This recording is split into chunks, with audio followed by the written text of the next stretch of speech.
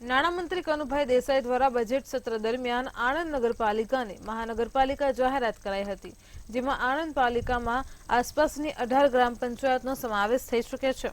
મહાનગરપાલિકા જાહેર કરતા હવે સરકારી ગ્રાન્ટમાં વધારો થશે, પણ આ સાથે જ ગામડાઓમાં પણ ટેક્સનું ભારણ વધશે.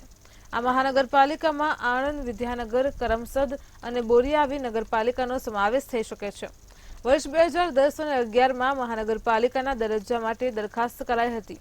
સાંસદ મિતેશ પટેલે રાજ્ય સરકાર અને સંગઠનનો આભાર માન્યો છે. નમસ્કાર. આણંદ એટલે અમૂલ ડેરી, સરદાર સાહેબની કર્મભૂમિ. આજ રોજ આણંદ શહેર માટે ખૂબ મહત્વના અને આનંદના સમાચાર છે. ગુજરાત વિધાનસભામાં આદરણીય ફાઇનાન્સ મિનિસ્ટર કનુભાઈ દેસાઈ દ્વારા આણંદ નગરપાલિકાને આણંદ મહાનગરપાલિકાનો દરજ્જો આજે આપવામાં આવ્યો છે.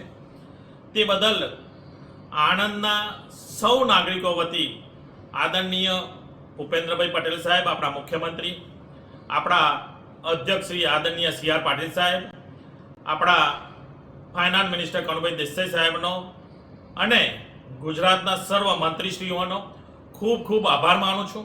દરમિયાન માનનીય નાણામંત્રી શ્રી કનુભાઈ દેસાઈ દ્વારા નગરપાલિકાને કોર્પોરેશનનો દરજ્જો આપવામાં આવ્યો છે.